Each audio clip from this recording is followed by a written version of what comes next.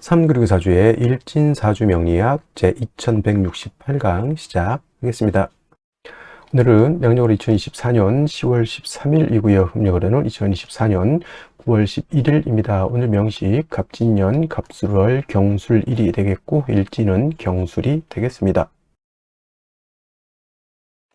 자, 사주팔자를 분석함에 있어 제일 중요한 것, 아무리 강조해도 지나치지 않는 것보다 일간과 원령이 가장 중요하다라고 하는 것, 일간의 특성을 아는 것, 그 다음에 원령의 특성을 아는 것, 지피지기면 백전백승이다라고 할 때 나를 안다라고 것은 일간을 아는 것이고요. 적을 안다라고 하는 것은 적이라고 보기는 그렇죠. 상대를 안다라고 하는 것은 원령입니다. 그래서 일간과 원령은 그만큼 중요한 같은 8글자 안에 있다 하더라도 그만큼 큰 비중을 가지고 있는 것이 바로 일간과 원령이고요. 오늘 일간은 경이라고 하는 천간이 일간이 되겠습니다. 10개의 천간, 갑을병정, 무기병심, 임계라고 하는 10개의 천간 중에서 경이라고 하는 천간은 7번째 천간이 되겠고요. 그 다음에 오행, 목화토금수라고 하는 오행으로 구분하게 되면 경이라고 하는 것은 금이 됩니다. 금, 우리가 쉽게 말하면 쇠라고 이렇게 표현하죠. 강철, 무쇠 등등 이런 걸로 볼 수가 있겠고, 이 쇠라고 하는 것은 우리가 눈으로 볼 수 있는 것, 즉 물상으로 봤을 때는 쇠가 됐지만 기운, 우리가 느낌으로 하는 기운으로 봤을 때는 금의 기운은 숙살지기라고 해요. 숙살지기라고 하는 것은 뭐냐면 수의 기온은 얼음이 얼 정도로 천하를 막 영하 30도 40도 정도로 땡땡땡땡 그 이하로도 얼릴 수 있는 것이지만 금의 기온은 영하까지는 떨어지지 않죠. 즉 물이 얼지 않지만은 그래도 이 금의 기온은 오싹해서 서리가 내리고 그 다음에 사람 피부가 그 소름이 들 정도의 그러한 오싹한 기운을 갖다가 금의 기운, 즉 숙살 기운이라고 하고, 여러분들 명리 배울 때 금의 기운, 즉 숙살 기운이 있어야지만 결실을 얻는다, 이렇게 많이 공부들 하셨으리라 생각이 됩니다. 금의 기운이 강한 그러한 계절이 바로 또 가을이고, 가을 되면은 봄에 심었던 씨앗들, 봄에 심었던 묘종들, 사과나무, 배나무 등등의 어떤 과실수에서도 그러한 결실을 많이 얻게 되죠. 사람도 이제 해가 시작했을 때 올해의 계획을 세우게 되고, 그 다음에 이제 가을이 되면서부터 다시 한번 싹 뒤돌아보죠. 내가 과연 잘 살았는지, 계획을 잘 지켰는지, 내가 생각했던 어떤 결실이 있는지, 이런 것들을 한번 이렇게 생각해 보게 되는 그런 기운이 바로 이 숙살의 오싹한 기운, 이런 오싹함이 있어야 한 해가 이제 저물어 가는구나 라고 하는 그러한 느낌도 알게 된다, 이렇게 볼 수가 있겠죠. 그래서 금이라고 하는 것, 가을의 기운을 말하는 것이고, 그 다음에 이 가을의 기운, 천간으로 경금, 내일 공부하는 신금이 가을이라고 하면 지지로는 신유술, 서방이 바로 가을이죠. 서쪽이라고, 서방은 서쪽이라고 하는 것이고, 신월, 유월, 술월이 바로 금이 왕한 금왕절이 있다. 물론 신월, 유월이 본기가 금이니까 금이 왕한 걸로 보지만, 술은 솔직히 말로 아까 어저께도 말씀드렸지만 4개월 중에 하나는 토가 왕한 계절이다 하지만, 신유술을 큰 틀의 권역으로 봤을 때는 신유술, 서방은 금이 세력을 얻고 있다, 이렇게 보시면 되겠습니다. 그래서 신유술월은 금왕 절이 되는 것이고, 금이 왕한 계절이 되는 것이고, 그 다음에 오상이라고 하는 것, 인의, 예지, 신이라고 하는 오상으로 봤을 때, 자, 인이라고 하는 것은 제가 뭐가 주관한다 했죠? 목이 주관한다라고 말씀을 드렸고요. 그 다음에 의는, 지금 말하는 의는 바로 금이 주관하는 것이 되겠고, 그 다음에 예는 화, 그 다음에 지는 수, 다음에 이제 공부하겠습니다. 그 다음에 신이라고 하는 것은 토가 이렇게 주관한다.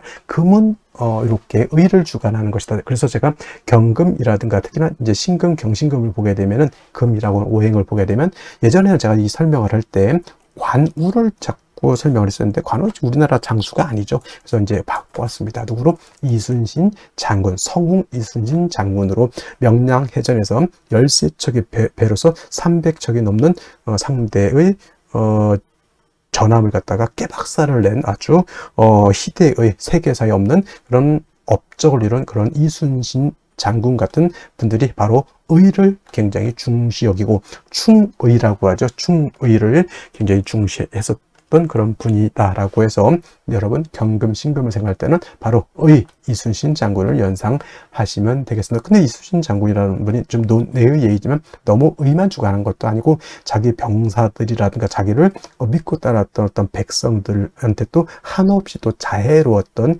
그런 분이셨죠. 그래서 금이 의를 주관하고 토는 믿음, 신을 주관한다고 해서 그것만 생각하셔서는 안 되고, 사주라고 하는 것은 목화 토금수가 어떻게 돼야 된다? 중화가 돼야 되듯이 사람도 인의예지 신 중에서 어느 하나만 선택하면 그거는 격이 떨어지는 것이고, 사람 성품 안에는 인자함도 있어야 되고 의로움도 있어야 되고 예절도 지켜야 되고 사람 삶에 있어서 지략도 지혜도 있어야 되고, 그 다음에 사람의 신막 믿음도 골고루 갖춰야지만 온전한 진짜 성스러운 그런 사람이 될 수 있겠다라고 하는 것. 그래서 사주라고 하는 것도 마찬가지로 목화 토금수가 잘 구성이 돼서 서로가 장애가 이루어지지 않는 그런 사주가 좋은 사주다, 이렇게 말씀을 드릴 수가 있겠고요. 그 다음에 금이라고 하는 것, 색깔은 백색입니다. 백색. 참고로 나무는 청색, 목은 청색, 화는 적색, 수는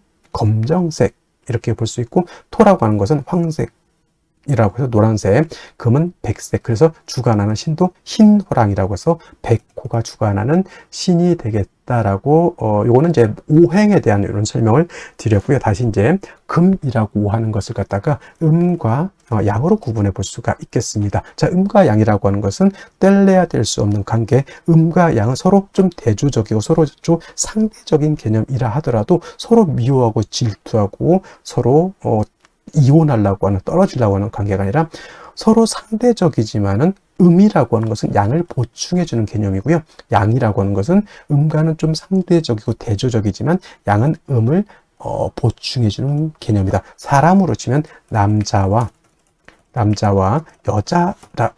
여자의 개념으로 보고, 또 다른 걸로 보면 낮과 밤도 해당이 되죠. 낮이 있어야지 밤이 좋은 것이고 밤이 있어야지만 낮이 좋은 것이죠. 항상 낮이어야 된다라고 하면 모든 만물이 쉬지를 못합니다. 그리고 항상 밤이면 세상이 음침해지겠죠. 우리 남극 같은 데인가요? 북극 같은 데 백야 현상이 나타나죠.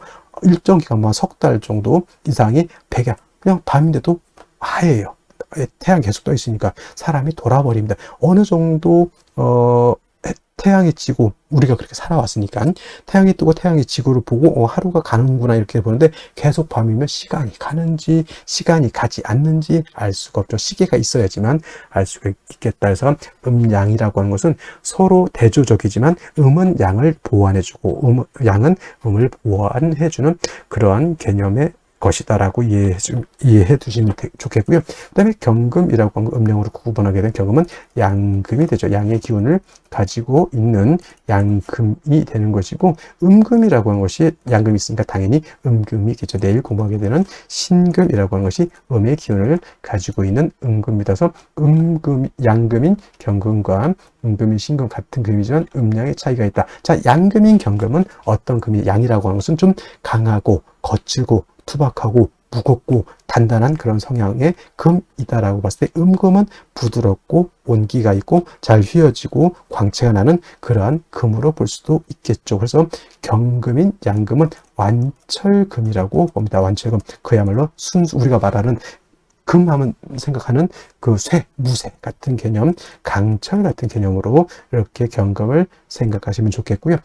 상대적인 음금이 신금은 그야말로 금입니다. 보석 같은 거, 금반지, 금귀걸이 같은, 그 다음에 주옥 같은, 도자기 같은 이런 개념. 여러분 핸드폰 살 때 요즘 핸드폰 너무 비쌉니다. 근데 그 액정이라든가 핸드폰, 우리나라 그 삼성 회사 이름을 대면 안 되겠지만, 어떤 회사는 그야말로 알루미늄 스틸 바디인 것이 있고, 어떤 경우에는 그냥 스틸 같은 재질의 어떤 플라스틱 그 바디가 있잖아요. 그런 개념이죠. 그래서 플라스틱도 광채, 목으로도 보지만 플라스틱도 경우에 따라서는 금으로 볼 수가 있겠고, 은,동 여러 가지, 그 다음에 비철 같은 경우도 다 금으로 보죠. 그 다음에 도자기 같은 경우는 토를 굳혀가지고 금을 만들어낸 거고, 콘크리트 있죠. 콘크리트, 이것도 토를 갖다가 물을 부어가지고 여러 가지 재료로 혼합해서 토생금한 것이 콘크리트, 도자기도 토생금에서 만들어낸 금이다, 이렇게 보시면 되겠죠. 여러분이 쓰고 있는 안경 같은 거 있죠, 다 금인데 경금이 아니라 그런 신금이다라고 이렇게 보시면 되겠고, 경금은 무쇠 강철과 같으면서 원철이라고도 표현합니다. 원철은 뭐냐면 땅에서 금방 캐낸 자연 그대로의 철을 말하죠. 쇠를 말한다. 말로 치면 야생마 같은 개념으로서 이 경금이 용도, 쓰임이 있기 위해서는 반드시 단련해서 기물을 만들어야지 된다. 즉 원재료인 철을 갖다가 녹이든지 아니면 뜨거운 열기를 가해서 빨갛게 달궈서 풀무질을 하고 해서 뭐 칼을 만든다거나 호미를 만든다거나, 이 우리나라 호미가 또 외국에서 엄청나게 인기, 저 아마존 같은 데서 없어서 못 판다고 하는, 이거 굉장히 외국 같은 데서 정원 같은 거 가꿀 때 텃밭 같은 거 가꿀 때는 큰 삽 같은 걸로 하기는 그렇죠. 근데 호미 같은 경우는 우리나라에서 만들었지만, 우리나라는 뭐 호미 요즘 잘 안 쓰죠. 외국에서는 요 호미 같은 거 굉장히 잘 쓴다고 하면, 이게 바로 경금을 가지고 물건을 만들어야지, 그냥 쇳덩이만 가지고 있으면 용도가 없죠. 그걸 갖다가 칼, 호미, 여러 가지 기물을 만들어야 되는 것이고, 반대로 내일 공부하게 된 신금 같은 경우는 이미 기물이 만들어져 있는 상태. 그래서 땅 속에서 예를 들어서 금광석을 캐내 가지고 그거를 불순물을 제거를 하고 해서 여러분들 결혼반지, 금반지, 금귀걸이, 황금두꺼비, 황금 열쇠를 만들었다 생각하시면 돼요. 그래서 신금은 용도에 있어서 다시 불로서 다스릴 필요는 없겠고, 신금은 그 만들어진 보석을 갖다가 깨끗하게 세척만 하면 된다. 도세주만 하면 된다. 이때 필요한 것은 뭐다? 임수를 위주로 신금은 용신을 쓰는 것이고, 경금은 철을 갖다가 단련해서 물건, 기물을 만들기 위해서는 임수가 아니라 정화로서 단련해야 된다. 솔직히 병화는 안 됩니까? 병화는 경금을 단련할 수 없겠고요. 경금을 실질적으로 단련할 수 있는 것은 병화가 아니라 정화라고 하는 것 꼭 명심해 두시고, 경금이라고 하는 것이 정화를 쓸 때는 정화 혼자만 있어서는 안 되고 바로 간목이 있어줘야 된다. 제가 정화 설명을 할 때 정화는 뭐와 같다? 등촉지화와 같고 인위적인 불과 같기 때문에, 저 등촉지화 또는 모닥불이라든가 이 불 가지고 경금을 다스리기 위해서는 보다 연료가 충분히 있어줘야 되겠죠. 그 연료 역할을 하는 것이 바로 간목인 것이다. 그래서 경금이 정화를 쓸 때는 간목을 취용한다. 간목이 경금을 취용할 때는 정화를 취용한다. 정화가 있어줘야 된다. 그 다음에 정화가 간목을 쓸 때 너무 인성이 많게 되면 경금으로서 벽값 인정해줘야 된다라고 하는, 경금, 정화, 간목의 트리오적 서로 도와주는 그런 공존 효과 같은 것들도 한번 생각해 보실 필요가 있겠습니다. 그래서 정리를 하면, 경금이라고 하는 일가는 정화, 간목을 위주로 용신을 쓰되, 나머지 글자들은 필요에 의해서 필요하면 쓰고 필요하지 않으면 안 쓴다. 예를 들면 경금이 수가 너무 많으면 무토로서 수를 제할 필요가 있겠고, 경금이라고 하는 것이 화가 너무 왕할 수도 있죠. 이때는 임수로서 화를 억제시켜 줄 수도 있다. 그런 상황에 따라서 예외적으로 쓰는 것이고, 기본적으로 경금이라고 하는 일간의 특성을 봤을 때는 정화, 간목을 떠나서는 수용할 용신이 없다. 나머지는 그때그때 상황에 따라서, 원령의 특성에 따라서 쓸 수는 있겠다 정도 이해해 두시면 되겠습니다. 자, 다음으로 월령에 대해서 살펴보도록 하겠습니다. 월령이라고도 하고요, 월지라고도 합니다. 월지. 다음으로 원이라고 이렇게 표현하기도 하는데, 월령, 월지 정도 용어 기억해 두시면 되겠고요. 월원이라든가 또는 제강이라고도 이제 이 자리를 표현하는데, 이 월령, 월지, 월원, 제강이라고 하는 것은 다 똑같은 말인데, 월주의 지지를 말한다라고 하는 것. 네 지지가 있죠. 연지가 있고, 월지가 있고, 그 다음에 일지가 있고, 그 다음에 시지가 있는데, 제일 중요한 것, 네 지지 중에서 중요한 것은 바로 이 월령이 된다라고 하는 것. 왜 그럴까요? 계절의 개념을 가지고 있는 것이 네 지지 중에서 바로 이 월지가 해당이 되는 것이고, 이 계절이라고 하는 것은 우리가 쉽게 말하면 추나 추동을 말하죠. 봄, 여름, 가을, 겨울을 말하는 것인데, 이 월령, 월지 안에는 왕세와 한열의 개념을 가지고 있다. 왕세라고 하는 것은 왕상, 휴수, 포태법으로 이렇게 배우죠. 왕상, 휴수, 사까지 이렇게 표현을 하고요. 그 다음에 한열이라고 하는 것은 한난 조습을 의미한다라고 해서 이 왕세라고 하는 것, 어떤 오행이 왕하냐 약하냐, 특히나 일간이 왕하냐 약하냐가 굉장히 중요하겠고요. 그다음에 한열, 한난 조습이라고 하는 것은 사주가 뜨거운지 차가운지 건조한지 또는 습한지를 알아보는 것이 바로 이 월령을 통해서 우리가 알 수 있다. 그래서 이 월령이라고 하는 것은 일간 다음으로 중요한 그런 개념을 가지고 있는 그런 글자가 되는 것이다 라고 볼 수가 있겠고, 그 다음에 이 왕세라고 하는 것, 그 다음에 한열이라고 하는 것은 반드시 중화를 이루어야 된다. 중화라고 하는 것 것을 추상적으로 그냥 중화가 좋다. 물론 당연히 중화가 좋겠죠. 근데 무엇을 중화를 시키는지를 알아야 되는 겁니다. 그래서 명리학에서는 왕세와 한열이라고 하는 것을 중화시키는 것을 굉장히 중요하게 여긴다라고 하는 것이고, 그 다음에 지금 이제 술월이 되겠습니다. 월령으로는 술월이 되는 것이고, 그 다음에 이 술월이라고 하는 것은 절기로 봤을 때는 한로와 상강으로 이렇게 구분해 볼 수가 있다. 한로와 상강으로 이렇게 되어 있는데 중요한 것은 한로가 되어야지만 월이 어디에서 유월에서 지금 술월로 이렇게 전환이 된다라고 하는 것. 그리고 신유술월이라고 하는 세 개의 계절 월이 있는데, 신유술을 모두 계절로는 가을이다. 신월은 우리가 초추라고 설명을 했고요. 그 다음에 유월은 중추라고 설명을 했고, 지금 설명하는 술월은 이제 모추라고도 하고요. 그 다음에 개추라고도 하고 만추라고도 합니다. 쉽게 말하면 늦 가을이 되는 것이고, 바로 이 술월이 다음 계절로 넘어갈 때는 입동으로 넘어가면서부터 해자축월이라고 하는 겨울로 넘어가는 것이다라는, 그래서 이제 신유술월 제가 설명할 때 항상 환절기가 된다. 환절기. 그래서 술월 같은 경우에는 가을에서 어디로? 겨울로 넘어가는 환절기가 된다. 그래서 술월 같은 경우에는 그 지장간에 정화라고 하는 것도 들어가 있지만은, 술토를 어떤 분들이 정화가 들어가 있으니까 온토, 따뜻한 토로 이렇게 생각하는데, 술월의 틀은 겨울과 맞닿아 있는 그런 계절이기 때문에 기후 자체는 굉장히 차갑고, 또 한 가지 중요한 것, 건조하다. 차갑고 건조한 것이 이 술월의 특징이 되겠습니다. 그래서 술토가 영활해지기 위해서, 용도가 있기 위해서는 반드시 따뜻해져야 되고요. 그 다음에 물이 있어줘야 되는 것이죠. 그래서 술월 같은 경우는 기본적으로 어느 일간이냐를 일단 막론하고, 병화라고 하는 것과 개수라고 하는 것으로서 일단은 술월의 기후를 갖다가 병화로 따뜻하게 해줘야 되는 것이고, 그 다음에 술월의 건조한 그런 기후를 갖다가 수가 있게 되면은 술토를 갖다가 윤택하게 만들 수 있게 되는 것은, 선생님 정화는 안 되겠습니까? 정화도 공력이 없지 않아 있지만은 기후를 조후하는 데 있어서는 병화가 월등한 그런 공력을 갖게 되는 것이고, 그 다음에 수 중에서도 임수도 있습니다만은 토를 윤택하게 하고 하는 것에는 개수보다는 임수가 상당한 공력을 가지고 있다, 이렇게 보시면 되겠습니다. 자, 또 다음으로 술월 같은 경우는 토가 왕한 토왕절이죠. 원래는 신유, 술, 서방이라고 해서 원래는 금이 왕한 계절이지만은, 실질적으로 금이 왕한 계절은 요 신유월이 금이 가장 강하죠. 신월은 금의 뭐가 된다 그랬습니까? 금의 인관지가 돼서 왕한 것이고, 유는 금의 제왕지가 돼서 가장 금이 왕한 계절이라고 하면, 술월은 신유술 서방이 있기 때문에 금의 기운이 없지 않아 있지만은, 술월은 기본적으로 토가 왕한 계절이다. 그래서 술토라고 하는 것을 지장간으로 이렇게 보게 되면은 어떻게 되어 있느냐?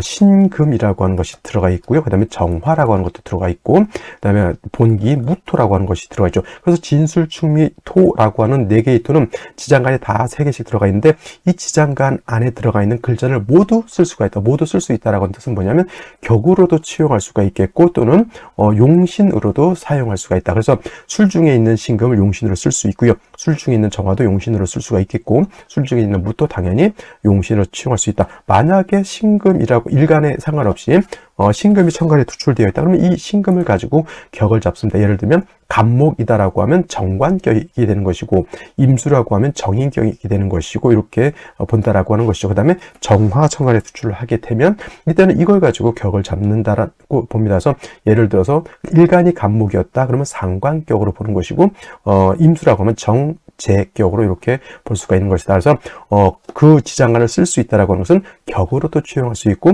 용신으로도 취용할 수가 있다라고 하는 개념으로도 이렇게 보시면 되겠습니다. 그 다음에 또 한 가지 술월이 중요한 것. 술월은 그냥 여러분들 그냥 토라고만 생각하시면 안 되고요. 술월 같은 경우에는 인오술 화국을 형성할 수가 있겠죠. 인오술 화국. 그 다음에 뭐 지지로 진술, 축 및 토 등이 다시 많아질 수도 있습니다. 그리고 묘술 화도 될 수가 있겠죠. 그래서 단지 토만 왕한 것이다라는 생각을 버리시고요. 인오술 화국이 되면 술월이라고 하더라도 화가 왕한 기운을 띠게 되는 것이고, 토가 진술축묘월에 토가 다시 많게 되면 그야말로 토왕절에 토가 다시 토가 이제 왕해지는 것, 묘술 합화도 될 수 있다라고 하는 것. 그다음에 또 한 가지 신유 술방합도 형성할 수 있다. 그래서 술월에 이 토가 왕하지만 뭐 예를 들어서 신금이 이렇게 지지 신금이 이렇게 있다거나 또는 뭐 신유금이 또 있다던가 이렇게 하게 되면 금이 다시 왕해진다라고 하는 것. 그래서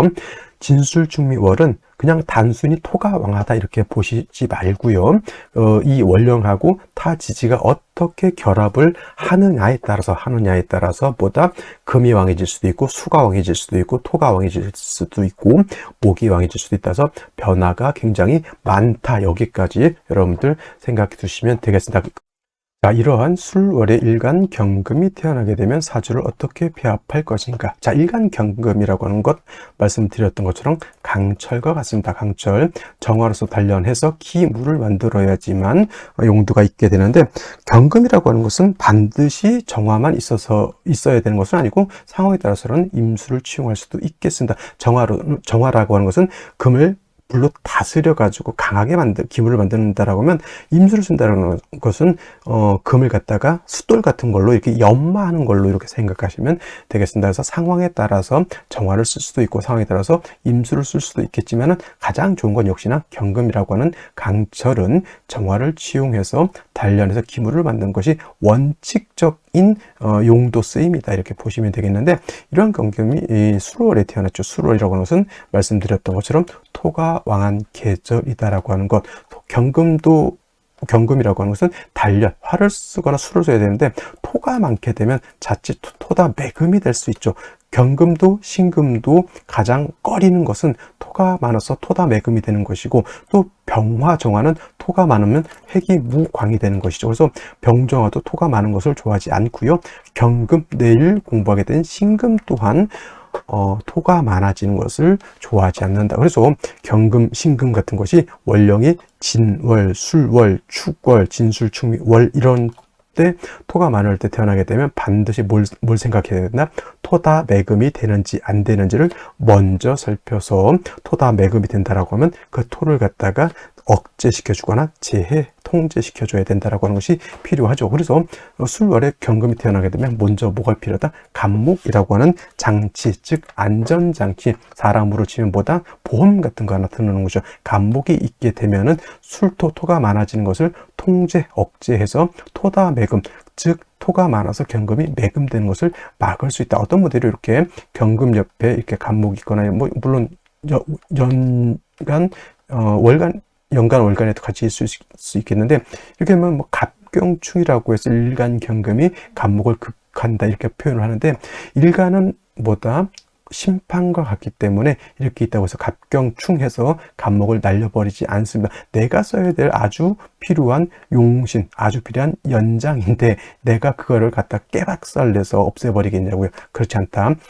일간은 임금과 같은 것이고 일간은 보다 심판 같은 것이기 때문에 이거는 가만히 있는다 이렇게 생각하셔야 돼요. 그리고 간목을 얻게 되면 역시나 토를 갖다 억제시켜주는 역할을 하는 것이다. 그래서 술월의 경금은 안정장치, 보험을 어디에 든다? 간목에 든다. 근데 중요한 것, 술월의 간목이 너무너무 약하다. 경금은 토가 많으면은 토다 매금이 되지만 간목은 토가 많으면 토다 목절이 되죠. 토다 목절. 그래서 사주 중에서 토가 많은 것은 이상하게 문제가 많이 돼요. 목은 토가 많으면 토다 목절이 되는 것이고, 화는 회기 무광이 되는 것이고, 그 다음에 일간 무토기 또 토가 많으면은 그런 신왕무일이라고 해서 그것도 좋지 못하게 보죠. 그 다음에 경신금이 토가 많으면은 토다 매금이 되는 것이고, 그 다음에 임수 개수가 토가 많으면 살중신경이 되는 것이니, 이 사주 중에서 어느 오행이 물론 어느 오행이 다 왕하면 문제가 되겠지만 특히나 토가 토가 많은 것은 역시나 어느 일간이든 간에 바랄 좋을 것이 없겠다라고 말씀드릴 수가 있죠. 그래서 경금이 수월에 태어났게 되면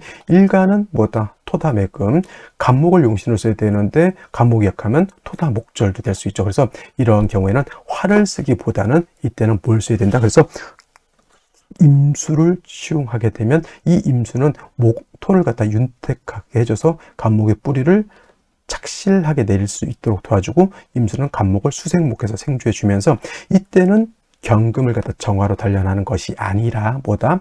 임수로서 경금을 갖다가 세진, 세척 또는 연마한다 이렇게 생각하시면 돼요. 그래서 수월의 경금은 정화보다는 임수를 치용하는 것이 좋다. 근데 여러분 이렇게만 딱 외우시면 나중에 정화를 받는데, 수월의 정화를 받는데 그럼 임수하니까 이상하네 이렇게 보지 마시고, 이런 경우도 예외적으로 있을 수 있겠죠. 예를 들어서 경금이 술월에 태어났지만 토가 많은 것이 아니라 금이 이렇게 많을 수도 있죠. 경신일주 이런 식으로 이렇게 되게 되면은 원칙론적으로 들어와서 이거는 간목으로 정화 경금을 쓸 수 있다 이렇게 보시면 돼요.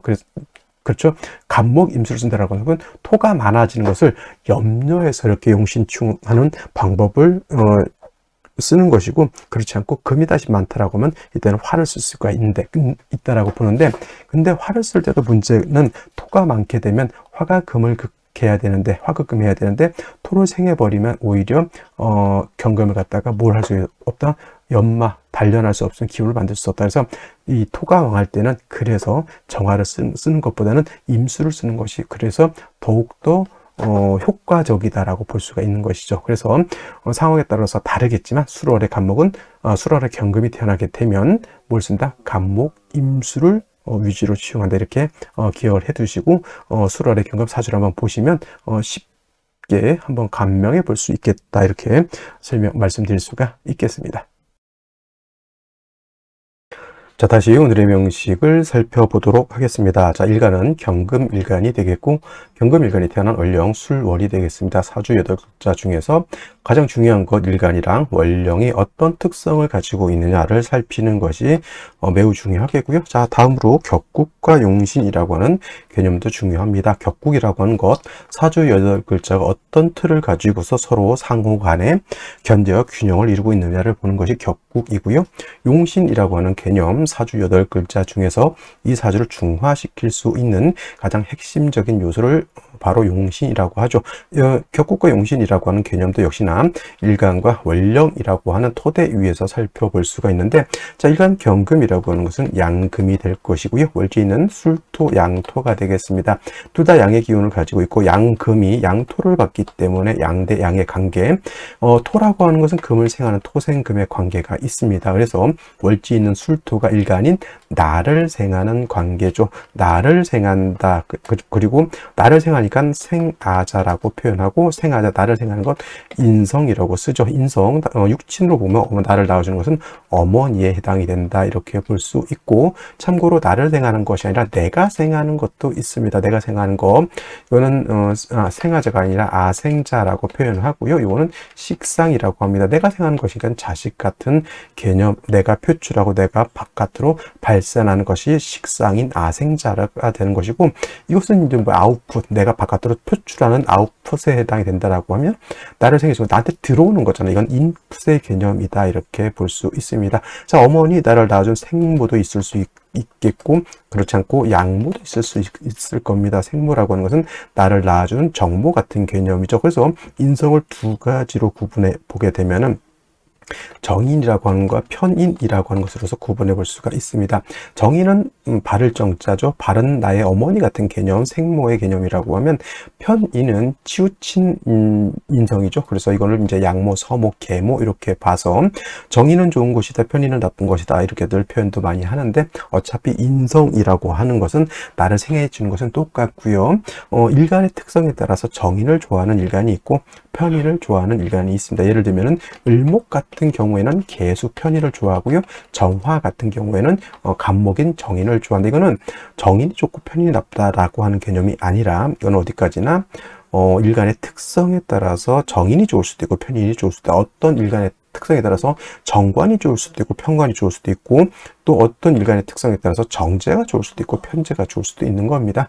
그래서 이걸 무조건 천편일률적으로 육치만 놓고 정의는 좋은 거, 편의는 나쁜 거 이렇게 볼 수는 없겠다라고 하는 거. 자, 정인이라고 하는 것은 일간과 인성과의 관계가 양대 음의 관계, 음대 양의 음양의 조화가 맞으면 정인이라고 하죠. 예를 들면은 을목이 임수를 보는 것은 음대 양의 관계가 성립이 되는 것이고, 반대로 예를 들면 간목이 임수를 보게 되면 똑같은 것인데 이거는 양대 양의 관계가 성립이 되죠. 그래서 을목이 임수를 보면은 정인이고 간목이 임수를 보면 편인 이렇게 되는 것인데, 정인이라고 하는 것은 일간과 인성과의 관계가 이렇게 양대음, 음대양의 관계가 성립이 되면 정인, 편인은 반대로 오늘처럼 이렇게 양대양의 관계, 음양의 조화가 맞지 않습니다. 또는 이제 음대 음의 관계가 성립되면 편인이 되는 것이니 오늘 술월의 경금이 태어나게 되면 편인 격이 된다 이렇게 볼 수 있죠. 근데 중요한 것은 술월은 신유 술 서방이긴 하지만 서방의 금이 왕한 계절이기는 하지만 신유월이 금이 왕한 것이고 술월은 토왕절이라고 말씀을 드렸습니다. 물론 술월에 신유 금 등을 보게 되면은 방압을 형성하게 됐을 때 다시 금이 왕해질 수는 있겠지만은 술월 자체만 놓고 보게 되면 진술축미월이라고 하는 것은 제가 뭐라고 했습니까? 개월로서 환절기와 같은데 토가 왕한 토왕절이라 이렇게 말씀을 드렸습니다. 그리고 토라고 하는 것은 두 가지로 구분해 볼 수 있습니다. 건토와 습토로 볼 수 있는데 천간의 무토라고 하는 거, 그 다음에 지지로 술토와 미토는 건토가 되는 것이고, 천간의 기토, 그 다음에 지지로 축토와 어떤 토, 진토는 습토가 된다. 그래서 토생금 하는 것이 맞기는 하지만 절대적으로 알아둬야 될 거, 습토라야 생금 가능하다라고 하는 것. 또 여러분들이 알아두실 필요가 있겠습니다. 그래서 경금이 술월에 태어나게 되면 물론 술 중에 있는 신금이 있기 때문에 통근은 할 수 있을지언정 술토 건토가 금을 생하기는 좀 어렵다 이렇게 볼 수 있죠.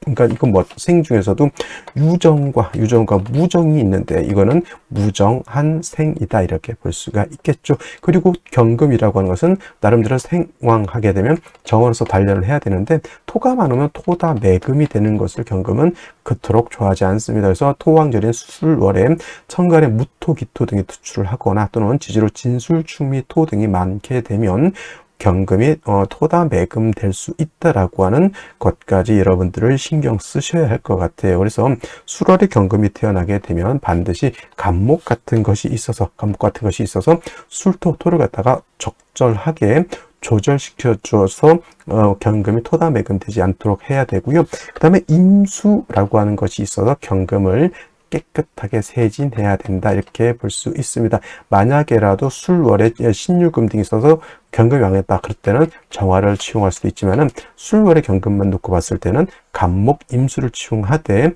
다시 경금이 왕해졌을 때는 임수가 아니라 정화를 치용할 수 있다. 단 천간에 어떤 경우라도 무토기토가 천간에 투출되는 것은 좋게 볼 수 없다 이렇게 말씀드릴 수가 있겠습니다. 자, 제일 먼저 일지 보도록 하겠습니다. 또 술토를 가지고 있는 경술죠. 물론 괴강이라고 해서 이제 성격이 강하다 이렇게 또 볼 수 있지만 일단 일간 자체가 술술의 통근을 할 수 있지만은 문제는 그거는 일간이 왕하다라기보다는 토가 왕한 것으로 볼 수 있겠고요. 연지 진토를 봤습니다. 진술충 되면 진중에 있는 개수 진중의 을목은 완전히 땅속에 묻혀버린다라고 볼 수 있죠. 그래서 천간에 간목 두 개가 이렇게 있다 하더라도 이 간목이 왕합니까 약합니까? 간목 두 개 쪽수 가지고 밀어붙이면 되겠고요. 간목 자체가 지지로 뿌리를 두지도 못하고 수가 있어서 간목을 생하지 못하니 오히려 저 목은 토다 목절이 될 수 있는 그런 구조가 되는 것이고 경금은 인성이 너무 많아서 문제가 되는 것이다 이렇게 볼 수가 있겠습니다. 자, 그러면 생시 보면서 설명드리도록 하겠습니다. 자, 생시 보도록 하겠습니다. 제일 먼저 병자시를 보도록 하죠. 자, 병자시가 되게 되면은 자수가 있어서 간목을 생할 수 있겠다라고 하는 점, 병화가 있어서 조도 할 수 있지만 병화는 술술의 통근을 할 수가 있겠죠. 그리고 한 가지 진술충돼서 요 진중 개수는 깨졌지만은 자수가 술토 옆에 있으면 술토가 약간 습토 물기를 먹게 되죠. 그러면 금을 생할 수 있는 그런 역할도 할 수 있게 됩니다. 간목 두 개가 병화도 이렇게 생해줄 수 있는 그런 구조라고 볼 수 있지만, 이건 자체가 뭐예요? 일간경금 자체가 지지의 뿌리가 튼튼한 것이 아니고 그냥 단지 인성인 토가 많아서 나를 생해주는 그런 구조이기 때문에 제가 봤을 때는 이렇게 썩 좋아 보인다라는 생각은 들지 않습니다. 그리고 정축시 같은 경우에는 정화가 투출돼서 경금을 단련하는 그런 구조의 경금이 축에 통근할 수 있는 또 하나의 통근처를 얻긴 얻었지만, 이것도 지지로 다 토국이죠. 토다 목절에 정화는 정화도 왕토에서 설기되고 경금은 매금되고 간목은 어떻게 된다? 그죠? 목절 부러질 수밖에 없는 그런 구조의 사주가 되는 것이고, 그다음에 무인시 같은 경우에는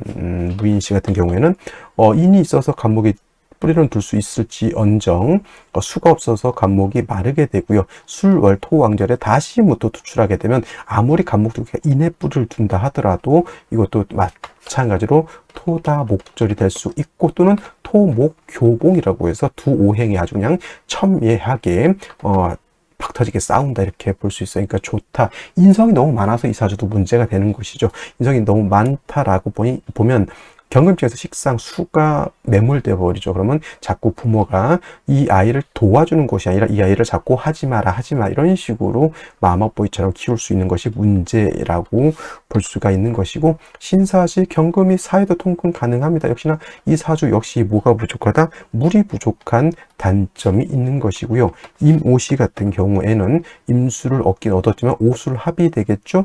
진술충 됐기 때문에 진중계도 무너졌습니다. 간목이 수를 생하는 것이 아니라 그나마 약한 임수의 기운을 뺏어가 버리죠. 이것도 어떻게 보면 조후 측면에서 오행이 골고루 이렇게 중화를 이루었다라고 보기는 좀 어렵다라는 생각이 들고요.